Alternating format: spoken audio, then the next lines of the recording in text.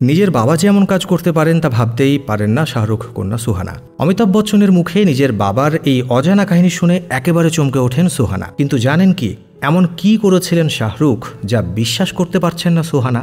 আসল সত্যটা জানলে আপনিও অবাক হয়ে যাবেন।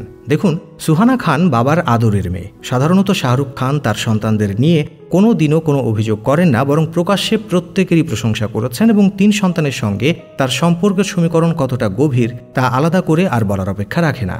তবে সেই আদরের মেয়ের উপরে একবার মেজাজ হারিয়েছিলেন শাহরুখ খান। কেবিসিতে সুহানা খান আসতেই সেই প্রসঙ্গ তোলেন অমিতাভ বচ্চন। এবার জেদ ধরে বসেন সুহানা খান। শাহরুখ খান তাকে বলেছিলেন তিনি যেন সাঁতার না কাটেন, কিন্তু সুহানা তা শুনতে বিন্দুমাত্র রাজি ছিলেন না।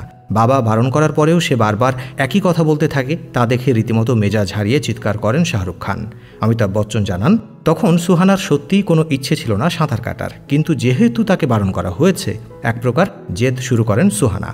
সুহানার কথায় বাবার সেই একবারই হয়তো আমার কোনো কাজ করতে নিষেধ করেছিলেন।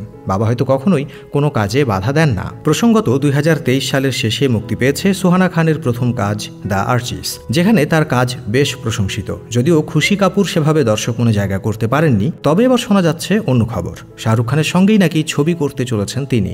যদিও এই খবরে সিলমোহর দেননি সুহানা কিংবা শাহরুখ খান কেউই। তবে বলিউডের অন্দরমহলে এমনই গুঞ্জন বছরের শুরু থেকেই তুঙ্গে। প্রসঙ্গত একবার কেবিসি পর্বে বচ্চন শেয়ার করেছেন যে অগাস্তা মুম্বাইতে 1 মিনিটের জন্য থাকতে চাইতেন না। সে দিল্লিতে তার মা বাবা শ্বেতা বচ্চন এবং নিখিল নন্দার সঙ্গে থাকতেই পছন্দ করতেন। এ প্রসঙ্গে বিগ বি বলেন, একবার অগাস্তার বাবা মা বিদেশে বেড়াতে গিয়েছিলেন এবং তাকে আমাদের কাছে রেখে গিয়েছিলেন। আমি তাকে মুম্বাইতে ড্রাইভে নিয়ে যাই, কিন্তু সে গাড়িতে বসার মুহূর্ত থেকেই বলতে শুরু করে আমি দিল্লি যেতে চাই। কোনোভাবে আমি তাকে বাড়ি ফিরিয়ে আনতে পেরেছিলাম, কিন্তু কিছুক্ষণ পর দেখলাম যে সে তার সমস্ত লাগেজ কাঁধে নিয়ে রওনা দিয়েছে। আমি তাকে জিজ্ঞাসা করলাম, অগস্তা তুমি কি করছো? তিনি বললেন, আমি দিল্লি যাচ্ছি। অবশেষে অভিনেতাকে মেয়েকে ফোন করতে বলতে হয়েছিল, তোমার ছেলে দিল্লি যেতে চায়, যত তাড়াতাড়ি সম্ভব ফিরে এসো। আর দাদুর মুখে ঘটনাটি শুনে অগস্তা তো হাসি থামাতে পারেনি।